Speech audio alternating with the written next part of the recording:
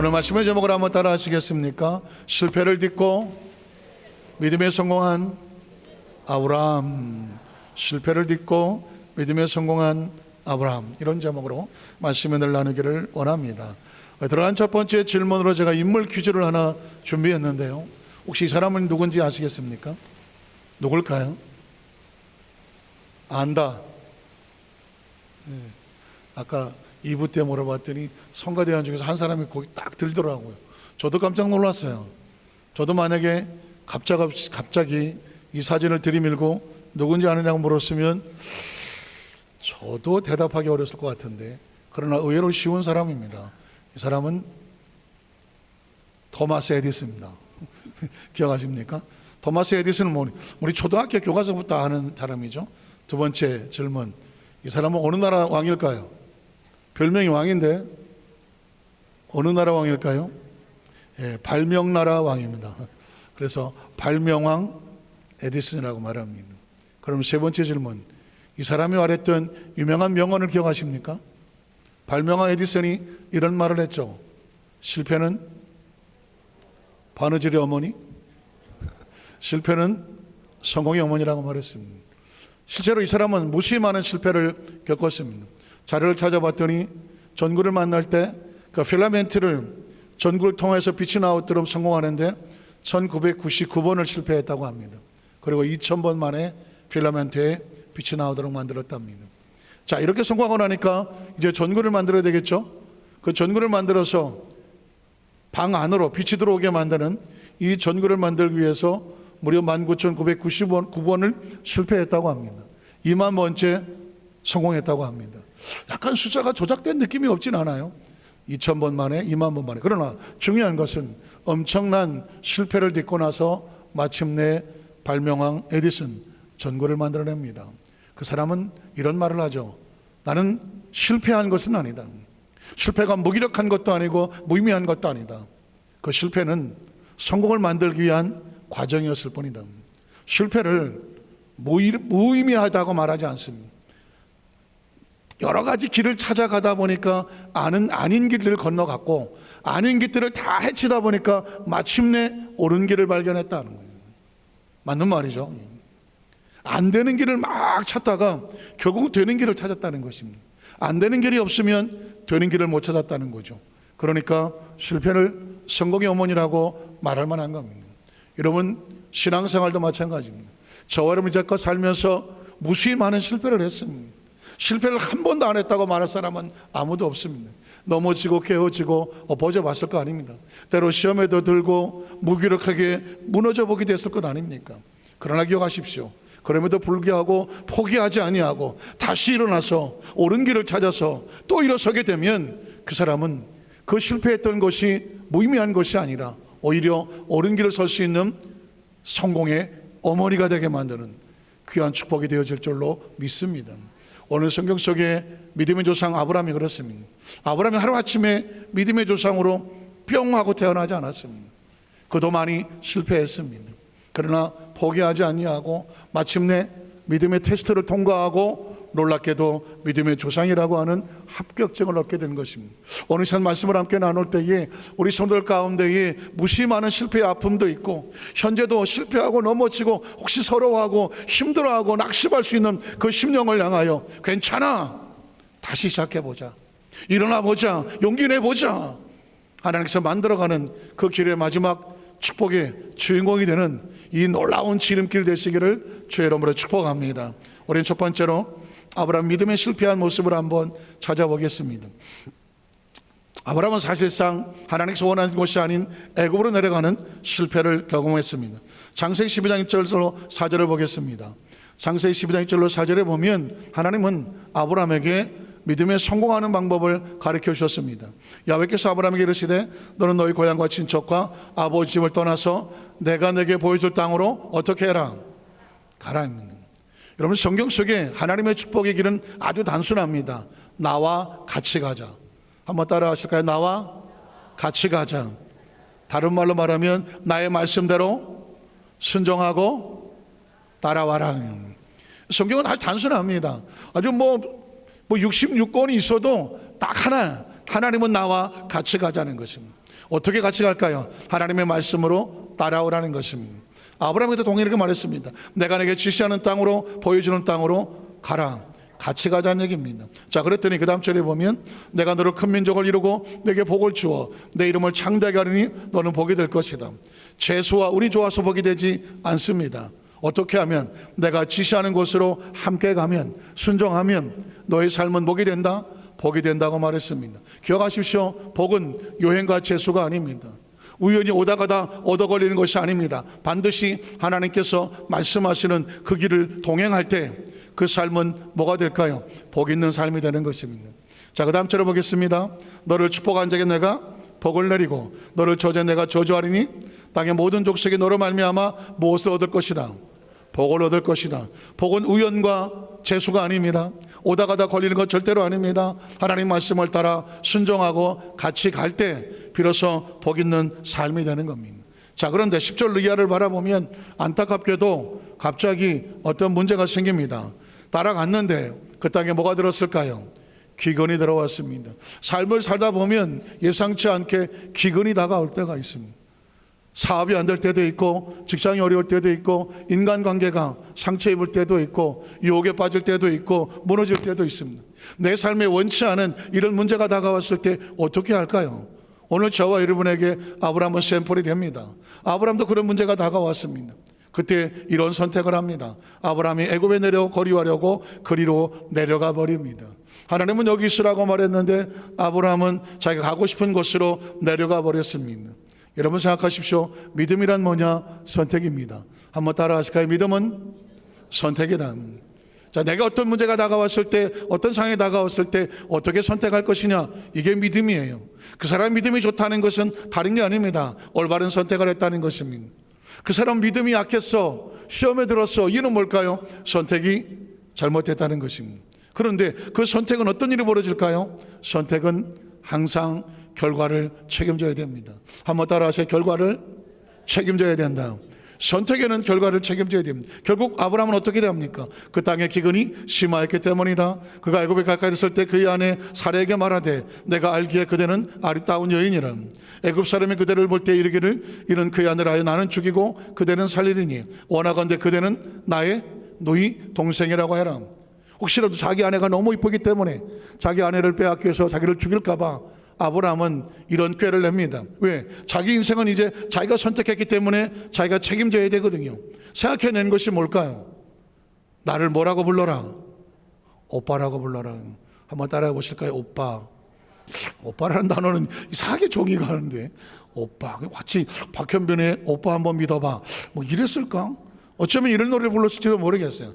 어쨌거나 아브라함은 이렇게 하면 나도 살고 사례도 살 줄 알았습니다. 자, 그러면 그대가 그대로 말미암아 안전하고, 자, 내 목숨이 그대로 말미암아 보존되리라 하니라. 자, 그러나 예상대로 되지 않았습니다. 아브라함 애굽에 이르렀을 때 이 애굽 사람들 그 여인이 심히 아리따움을 보았고 바로의 고관들 그를 보고 바로 앞에 칭찬함으로 그 여인을 바로의 궁으로 어떻게 했더라? 이끌어들였더라. 아브라함 입장에서 볼 때는 아내 사례를 빼앗긴 것입니다. 여러분 기억하십시오. 굉장히 중요한 메시지가 있습니다. 우리 남편들은 기억하시오. 남편들만 따라하십시오. 남편이 선택을 잘해야, 미리 겁을 먹으신 것 같은데 우리 남성 정리들만 다시 합니다. 남편이 내가 신앙생활을 잘해야 우리 아내가 안전하다. 동의하십니까? 기억하십시오. 아브라함이 선택을 하나 잘못했습니다. 남편이 잘못된 선택이 애먼 자기 아내를 다른 남자에게, 바로의 왕에게 빼앗게 되었습니다. 왜 이런 일이 벌어집니까? 저는 성경을 읽다가 깜짝 놀랐습니다. 이 땅의 삶을 살면서 그냥 벌어지는 일은 아무도 없습니다. 아브라함의 선택 하나가 그 아내 사례를 곤경에 몰아넣고 말았습니다. 그래서 말하는 것입니다. 남편이, 아니 집안의 가장이 하나님 앞에 올바른 신앙생활을 잘 선택해야 누가 안전하다? 아내가 안전한 겁니다. 그리고 자식이 안전한 겁니다. 표하십시오. 오늘 전 제 이야기를 하고 있지 않습니다. 성경이 그렇게 말합니다. 아브라함이 잘못 선택함으로 말미암아 아내 사례를 빼앗겨버리고 말았습니다. 자, 그 다음 절을 보겠습니다. 10절에 20절에 보면 그래서 결국 이에 바로가 그로 말미암아 아브라함을 후대함으로 아브라함이 양과 소와 노비와 암수 나귀와 낙타를 얻었더라. 야훼께서 아브라함 안에 살해 일로 바로와 그의 집에 큰 재앙을 내린지라. 바로가 아브라함을 불러서 이르되 내가 어찌하여 나에게 이렇게. 이제는 바로 왕이 아브라함에 대해서 책망을 합니다. 당신이 똑바로 했으면 내가 잘못된 선택을 안 했잖아. 아브라함에게 잘못된 선택을 질책합니다. 자, 그 다음 절을 보면 내가 어찌하여 그를 내 아내라고 내게 말하지 아니하였느냐. 내가 어찌 그를 누이라고 하여 내가 그를 데려다가 아내를 삼게 하였느냐. 내 아내가 여기 있으니 이제 데려가라 하고 바로가 사람들에게 그의 일을 명함에 그들이 그와 함께 그의 아내와 그의 모든 소유를 보내었더라. 바로의 말이 틀렸나요? 틀린 것 같지가 않아요. 똑바로 말했으면 바로가 범죄하지를 않았을 거라는 것입니다. 우리는 여기서 놀라운 일이 벌어집니다. 한 사람의 잘못된 선택이 자기 아내뿐만 아니라 그와 같이 있는 사람도 죄를 짓게 만들 수도 있습니다. 제가 지금 말씀드린 이유는 나의 선택 하나가 나로 끝나지 않아요.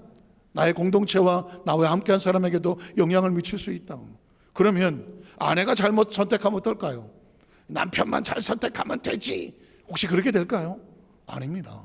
성경에 봤더니 아내의 잘못된 선택이 그 남편과 그의 자식들도 위기에 빠지게 하는 것을 볼 수가 있습니다.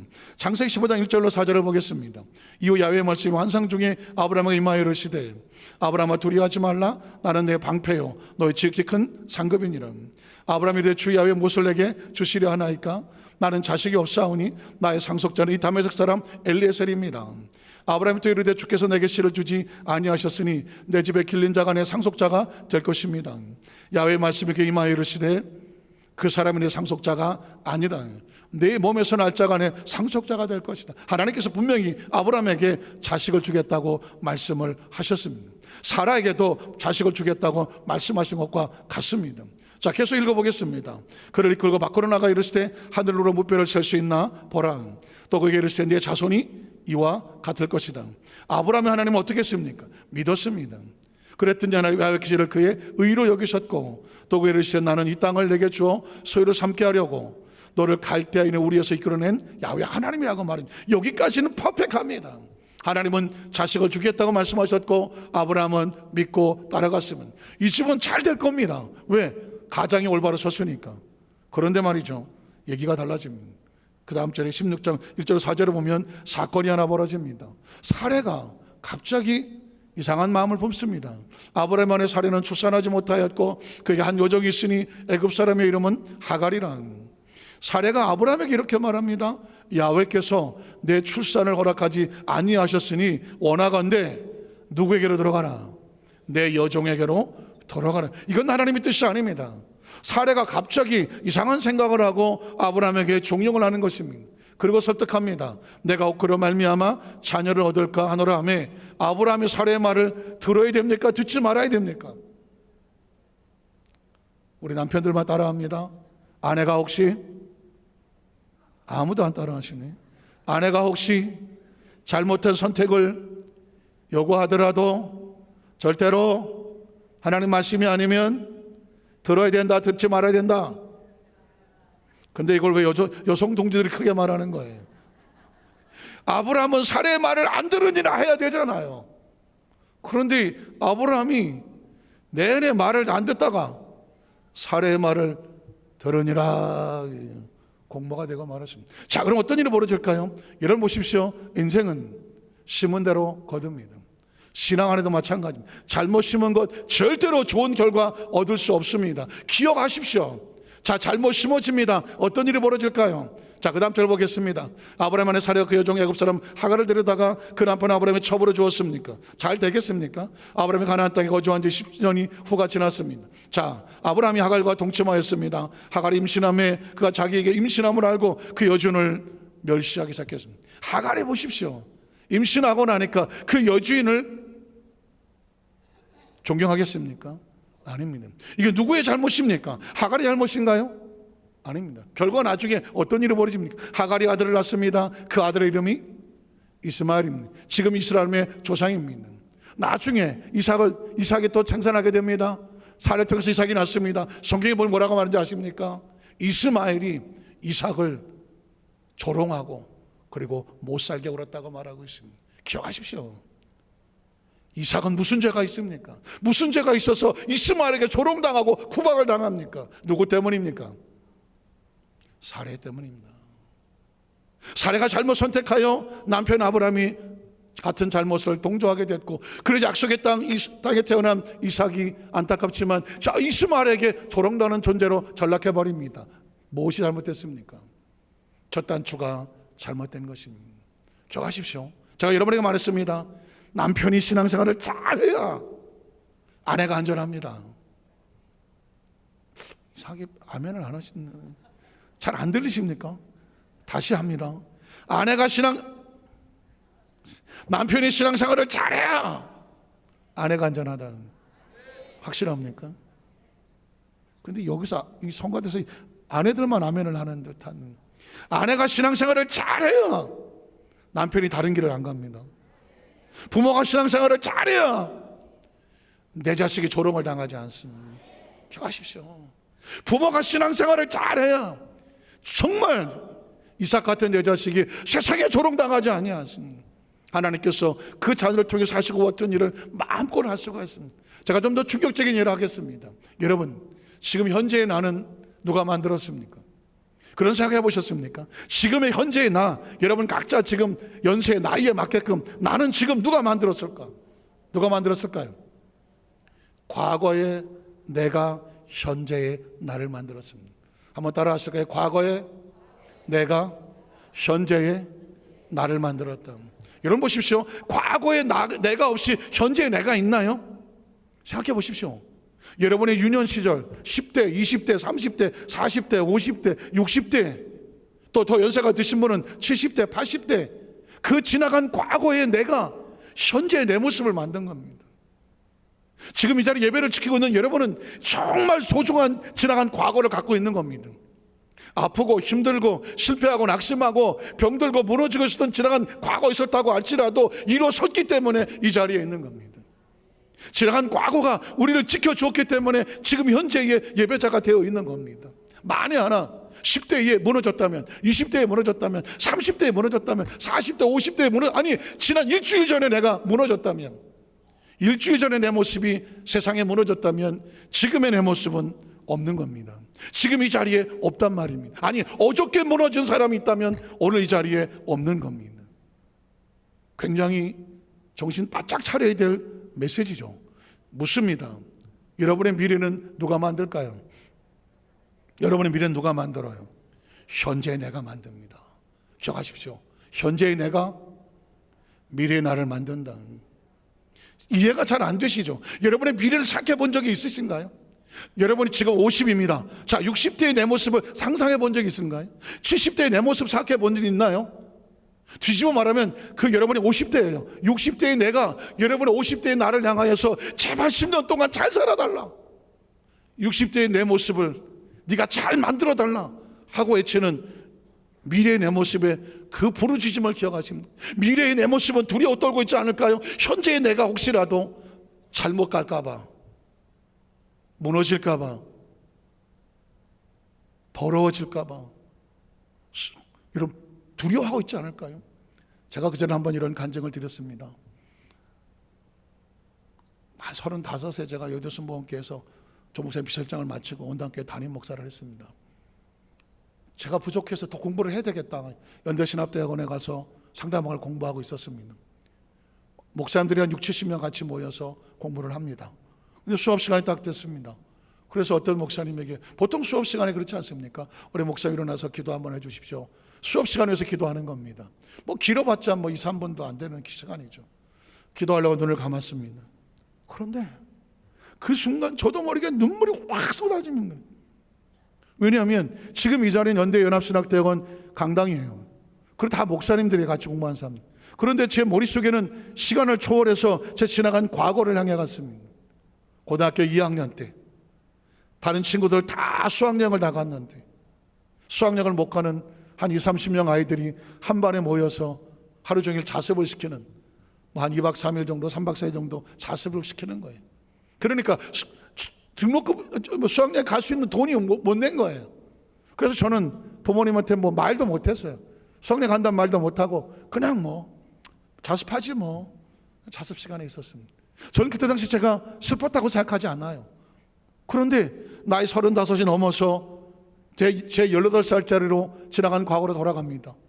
그 수업 시간이 고등학교 교실이에요. 자습하는 시간이에요.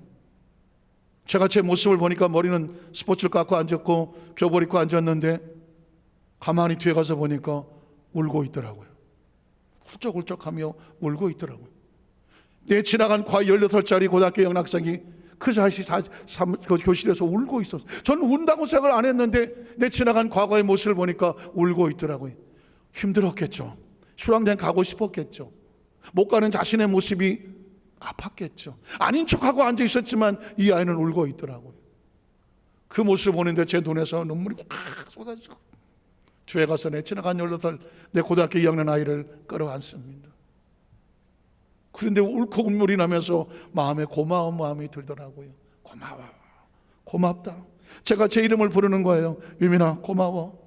고등학교 2학년짜리 유민아 고마워. 네가 이렇게 아프고 힘들고 어려웠구나. 그럼에도 불구하고 나쁜 길로 빠지지 아니하고, 물론 많이 휘청거렸겠죠. 그런데도 나쁜 길로 빠지지 아니하고, 무너지지 아니하고, 쓰러지지 아니하고, 포기하지 아니하고, 그 10대를 지나고 20대를 지나고 그리고 신학을 하고 그리고 가정을 겪어서 전도사가 되고 목사가 되고 목사님 비서실장을 마무리 치고 이 교회에 와서 담임 목사를 하고 있고, 여기까지 온 것은 우연이 아니었고 재수가 좋아서도 아니었어요. 내 지나간 10대 20대의 그 힘들고 어려웠지만 많이 휘청거렸지만 그걸 견디고 버티고 서줬기 때문에 현재의 내 모습이 있는 거더라고요. 그래서 나는 10대의 내 아이를 끌어안고 내 모습을 바라보고 얼마나 울었는지 몰라요. 놀라운 것은 내 지나간 과거의 10대를 끌어안고 괜찮다고 고맙다고 안아주고, 그리고 짧은 기도 시간에 기도가 끝났는데 눈물을 닦고 나니까 내 마음이 왜 이렇게 편한지 모르겠더라고요. 사랑하는 성도 여러분, 오늘 현재 우리 모습은 절대로 우연과 재수가 아니에요. 여러분 지나간 과거에 대해서 과거 여러분의 모습을 향하여 끌어안고 용기를 주세요. 그를 향해서 고맙다고 말해주세요. 지나간 과거가 우리를 현재 모습을 만들어주는 거예요. 미래도 마찬가지예요. 여러분의 미래를 여러분 그냥 어떻게 되겠지, 뭐 세월 지나면 뭐 인생이 뭐 있어, 다 그런 거지, 그렇게 생각하십니까? 아니에요. 여러분의 앞으로 10년 후에 여러분의 미래가 정말 깨끗하길 원합니까? 거룩하길 원합니까? 하나님의 축복의 통로가 되길 원합니다. 하나님 원합니까? 하나님 안에 있기를 원합니까? 그렇다면 지금 매일 매 순간에 오늘을 향하여 거룩한 삶을 선택하십시오. 깨끗한 삶을 선택하십시오. 하나님과 동행하는 삶을 선택하십시오. 하나님 안에 거하십시오. 어떤 죄와 유혹이 다가온다고 할지라도 그걸 과감하게 던져버리고 기꺼이 여러분을 지켜내십시오. 그래야 여러분의 미래가 10년 후 20년 후 여러분을 지켜보고 기다리고 있는 저와 여러분의 미래가 그때 됐을 때 우리를 끌어안고 이렇게 말할 겁니다. 고맙다고. 그때 네가 잘 지켜줬기 때문에 현재가 여기까지 올 수 있었는 거라고. 오늘 성경은 우리에게 이 메시지를 줍니다. 아브라함이 여기서 무너져 버렸더라면, 놀랍게도 무너졌더라면 나머지는 아무도 없었을 겁니다. 그런데 여러분 기억하십시오. 하나님은 이 아브라함을 무너뜨리지 않습니다. 다시 일으켜서 회복을 시킵니다. 두 번째 생각할 것은 뭐냐면 하나님은 아브라함의 믿음을 시험해 보셨다는 것입니다. 창세기 22장 1절에 보겠습니다. 그일에 하나님이 아브라함을 시험은, 이 시험이라는 단어가 나오면 제가 항상 짚고 넘어가는 게 두 가지 단어가 있습니다. 하나님의 시험이 있고 마귀의 시험이 있죠.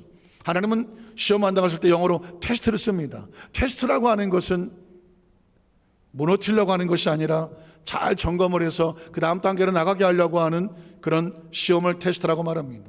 마귀는 우리를 테스트하지 않습니다. 마귀는 우리를 템테이션, 유혹을 합니다. 유혹은 뭘까요? 잡아 끌어서 함정에 빠지게 하려고 하는 것입니다. 여러분 같은 단어지만 시험의 의미는 다릅니다. 하나님 우리를 어떻게 하신다고요?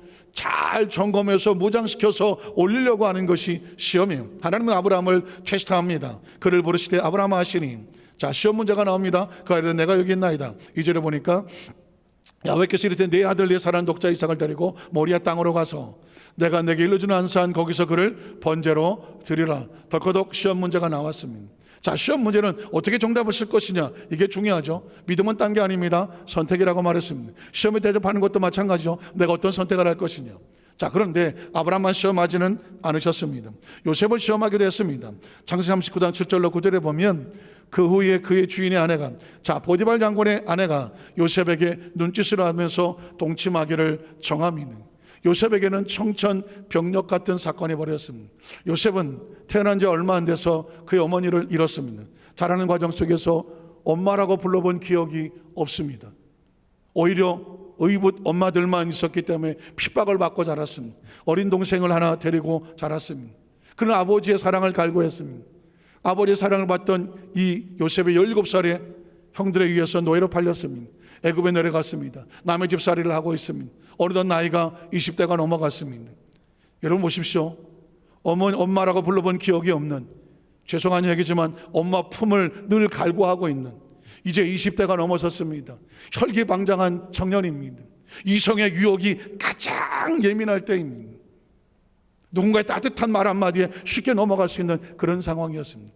이런 약점을 노리듯이 한 40대 중반의 관능미를 가지고 있는 보디발 장군의 아내가 온갖 치장을 하고, 그리고 온갖 향수를 뿌려대면서 요셉을 유혹하는 겁니다. 어쩌면 이랬을지도 모릅니다. 야, 네가 내 말만 들어주면 네 앞길은 내가 책임져 줄게, 그랬을지도 모릅니다. 요셉에게 가장 불안한 부분 아니겠습니까? 그런데 성경 보니까 요셉이 뭐 합니까? 거절을 합니다. 거절합니다. 자기 주인의 아내에게 이르되 이렇게 말합니다. 거절하는 주인 이유입니다. 내 주인이 집안의 모든 소유를 간섭하지 아니하고 다 내 손에 위탁했습니다. 그러나 이 집에 나보다 큰 예가 없으되 주인이 아무것도 내게 금하지 않았지만 금한 곳이 있는데 오직 주인의 아내를 손댈 수 없는 거죠. 주인의 아내는 당신뿐이니 손대지 말라고 주인이 말했습니다. 그러므로 어떻게 당신 그의 아내임이라 그런즉 내가 어찌 큰 악을 행하여 하나님께 죄를 짓겠습니까? 중요한 단어입니다. 어쩌면 요셉은 그의 꿈을 이렇게 생각했을까요? 내가 나이 30이 되면 이 모든 과정을 지나고 난 다음에 이 애굽의 국무총리가 되게 할 것이다. 설마 국무총리인지는 모르겠지만 하나님이 높여놓으신 그 자리가 있을 것이다. 그 자리에 가기까지 나는 어떤 유혹에도 넘어가면 안 된다. 어떤 세상의 것들과 타협하면 안 된다. 왜? 나에게는 꿈이 있기 때문에. 어쩌면 이 17살짜리가 이제 20살쯤 넘었겠지만 이 요셉의 판단이 나이 30이 되었을 때 기다리고 있는 30세 요셉, 총리가 되어 있는 요셉, 그 모습을 가슴에 품었기 때문에 현재를 이겨내지 않았겠습니까? 제가 아까 말씀드렸습니다. 우리 현재를 어떻게 살아야 되느냐? 여러분의 미래를 머릿속에 꿈꾸십시오. 어떤 존재가 되길 원하십니까? 어떤 20대, 30대, 40대, 50대, 67대 그런 삶을 살기를 원하십니까? 그 모습이 거룩하고 깨끗하길 원한다면 지금 내게 있는 유혹을 이겨낼 수 있기 때문입니다. 아이, 미래가 어떻게 된 내가 어떻게 알겠어? 현재가 중요하지 라고 사는 사람은 현재를 망치는 것이 아니라 미래도 망치는 겁니다. 요셉은 놀랍게도 이렇게 말합니다. 내가 어떻게 이 큰 악을 행하여 하나님께 죄를 짓겠습니까? 그 죄를 지음으로 말미암아 내 미래에 하나님 만들고자 하는 그 모든 사람을 실망시키고 무너뜨리겠습니까? 라고 단호한 고백을 하는 겁니다. 여러분, 어떤 위기가 다가왔을 때, 유혹이 다가왔을 때, 갈등이 다가왔을 때 여러분 이 말을 기억하십시오. 내가 어떻게 이 악을 행하여 하나님께 죄를 짓고 내 미래에 나를 향하여 죄 지은 인간이 되게 할 것인가? 이쯤 생각하면 정신이 번쩍 나겠죠. 여러분 보십시오. 10절 12절을 보겠습니다.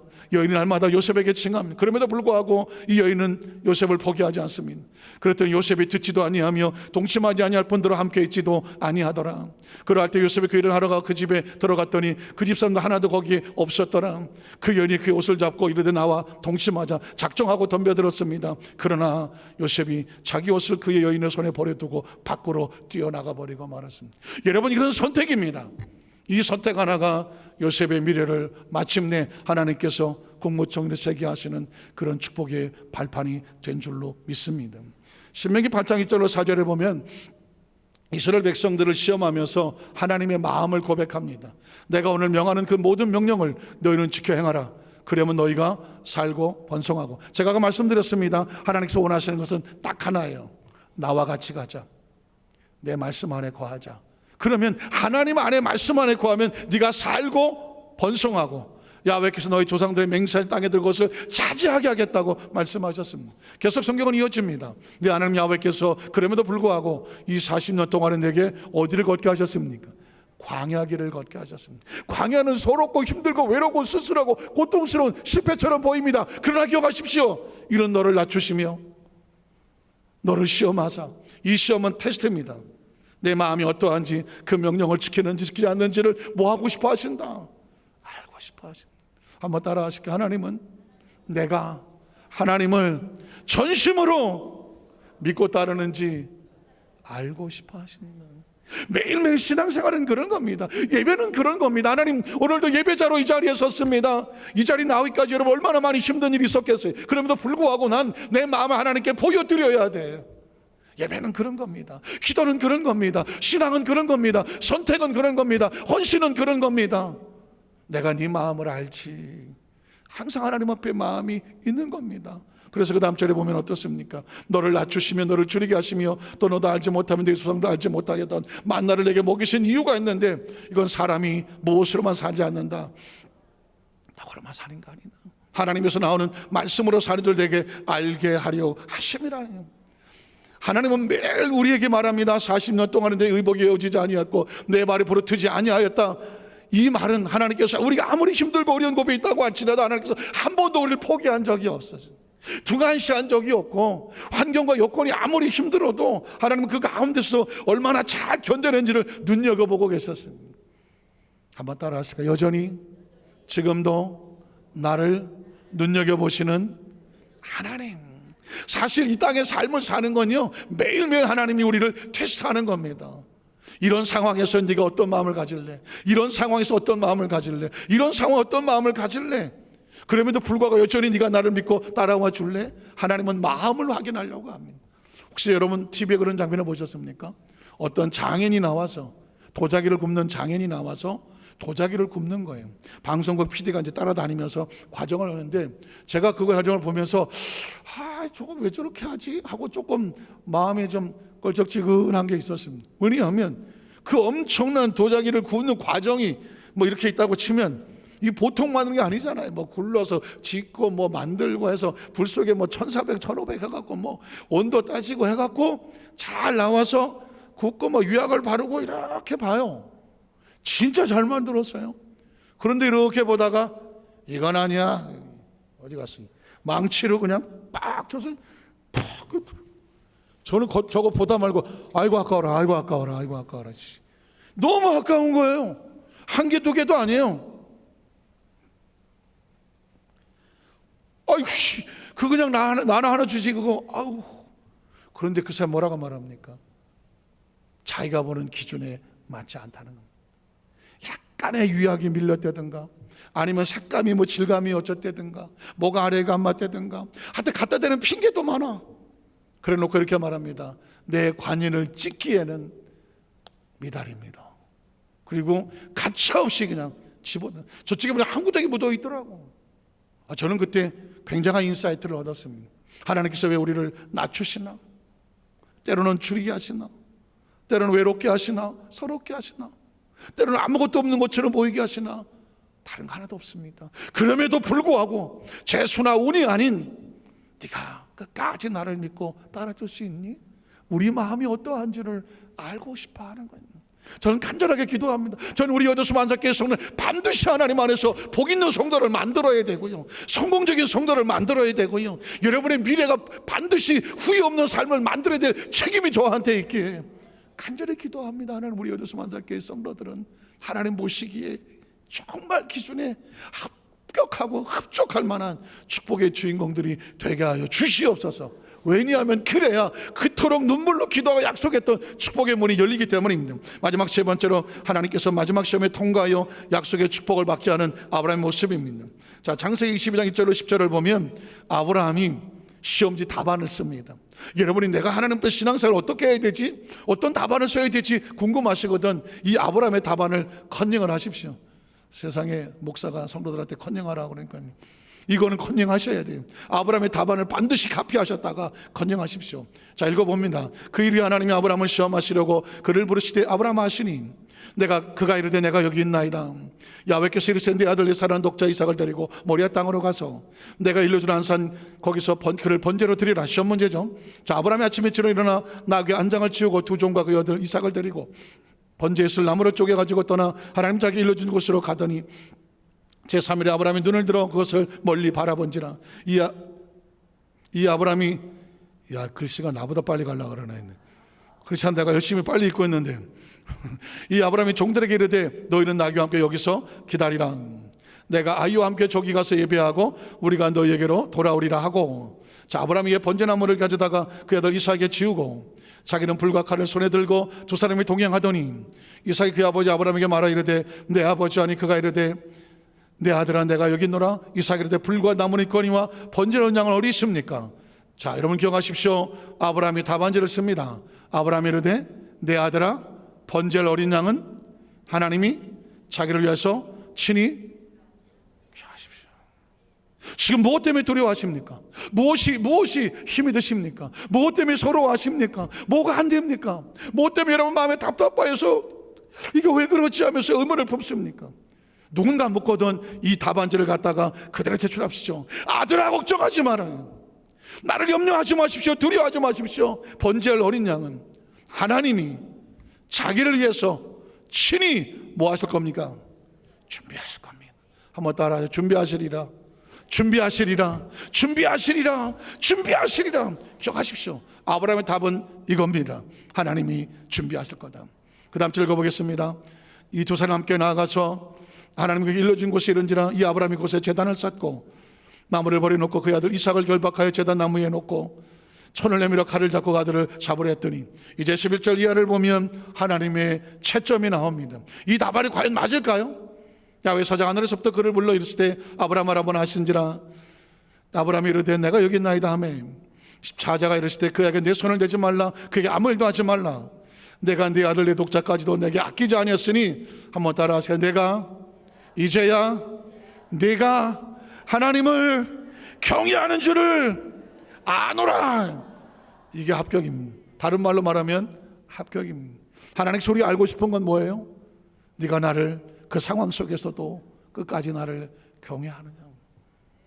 전여대수 만삭교회 성도들이 정말 이 상황 속에서 내가 뭘 어떻게 해야 되지 할 상황 속에서 그 사람은 나를 경외하는 사람이다. 지금 제가 인생을 요만큼 살아보니까, 신앙생활을 요만큼 하고 봤더니 이제 뭔가 철이 드는 게 하나가 있는데 하나님은 다른 게 없더라고요. 너 그 상황 속에도 나를 끝까지 믿고 경외하는구나, 믿어주는구나, 의지하는구나. 다른 사람들이 어떻게 하려고 그래 그럴 때에 아버지께서 친히 자기를 위해서 준비하실 거야, 난 믿어. 그분의 손에 기꺼이 믿고 나갈 때에 그분이 이렇게 말합니다. 내가 너에게 원하는 건 다른 게 아니야. 끝까지 나를 경외해 주기를 원하는 거라. 그랬더니 어떤 일이 벌어집니까? 하나님의 마음의 문이 열리면 하늘 문이 열립니다. 그리고 내 삶의 환경의 문이 열리는 겁니다. 자, 15절 읽어봅니다.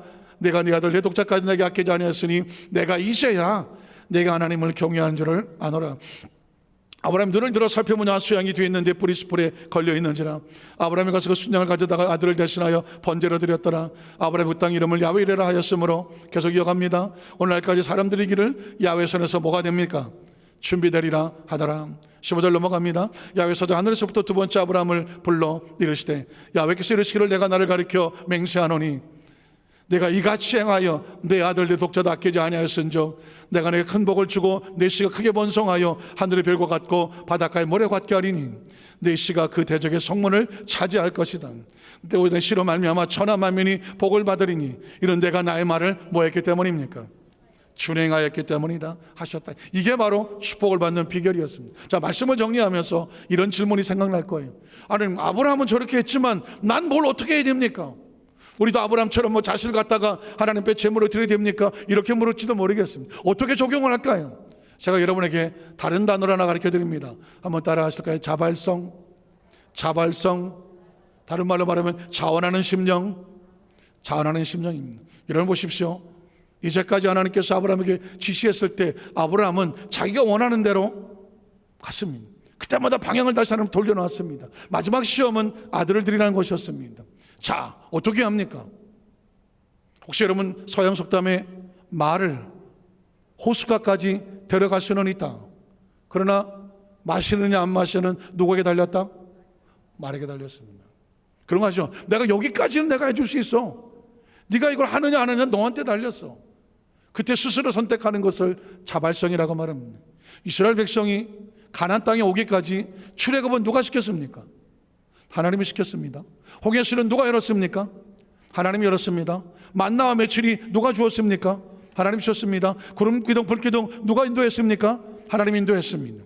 자, 가나안 땅에 갖다 놓았습니다. 들어갈래 안 들어갈래는 누가 선택합니까? 이스라엘 백성 선택하는 겁니다. 마지막에 대해 선택은 자발성으로 하는 겁니다. 10명의 정탐꾼은 안 들어가겠다고 말했습니다. 그럼 들어가지 마. 2명의 정탐꾼은 들어가겠다고 말했습니다. 그럼 너는 들어가자. 이해가 되십니까? 예수를 믿는다는 것은 예수 믿고 구원받고 하나님의 자녀가 되었습니다. 우린 모두 다 죄사함을 받았고 성령의 충만을 받았고 치유의 축복을 얻었고 부의 축복을 얻었으며 천국의 소망이 있습니다. 자, 여기까지 왔습니다. 천국은 어떻게 열릴까요? 들어가고 안 들어가는 누가 책임집니까? 우리가 선택하는 겁니다. 예수를 믿느냐 안 믿느냐 누가 선택합니까? 우리가 선택합니다. 내가 죄사함을 받기 위해서 회개하느냐 안 하느냐 누가 선택합니까? 내가 선택하는 겁니다. 예배는 선택자가 나오는 겁니다. 예물은 선택자가 나오는 겁니다. 중요한 건 뭐냐? 자발성입니다. 여러분이 선택하셔야 됩니다. 내가 정말 올바른 남편이 되겠다 선택을 하면 내 아내는 안전한 겁니다. 내가 언제나 좋은 정말 신앙 좋은 믿음의 아내가 되기를 소원한다. 스스로 선택하십시오. 억지로가 아닙니다. 그러면 남편이 안전합니다. 부모가 언제나 신앙을 가지고 자발적으로 믿음의 걸음을 걸어가십시오. 그러면 자녀가 안전한 겁니다. 저와 여러분 마찬가지입니다. 나는 그냥 주일날 예배만 드리는 예배자로 살래. 여러분이 선택하신 겁니다. 그러나 어느 날 마음속에 소원이 생깁니다. 난 하나님 앞에 헌신하고 봉사하는 사람이 되고 싶다라고 하는 자원한 마음을 가지시면 그럼 여러분 기꺼이 봉사자가 되십시오. 어차피 이래도 한 세상 저래도 한 세상입니다. 가나안 땅을 구경하고 들어간 사람도 한 세상 살고 끝났고 가나안 땅을 들어간 사람도 한 세상을 살았습니다. 천국도 마찬가지입니다. 전 세계 수십억의 크리스찬 다 천국 갑니까? 아니라고 생각합니다. 그 앞에서 구경하다가 에이 난 돌아갈래? 주저앉는 사람도 있습니다. 그러나 끝까지 난 들어가겠소 하는 사람은 천국에 들어가 있는 겁니다. 말씀을 마칩니다. 결단과 각오, 매일 매 순간 우리는 내 스스로 결단하고 있음을 아십시오. 스스로 자기 자신을 만들어가고 있다는 것을 아십시오. 그 현재의 결단이 미래를 만들 겁니다. 미래의 모습은 여러분과 제가 만들어가는 것입니다. 간절히 바라기는 아브라함의 선택 하나, 자발적인 선택 하나가 하나님의 복을 받았고 그로 인하여 사라도 안전해졌고 그로 인하여 이삭은 약속의 자녀가 되었습니다. 저와 여러분의 선택이 우리 가정과 우리 자녀와 자손들에게 하나님의 축복의 문이 계속 이어져가는 주인공 되시기를 주님의 이름으로 축원합니다. 기도하겠습니다.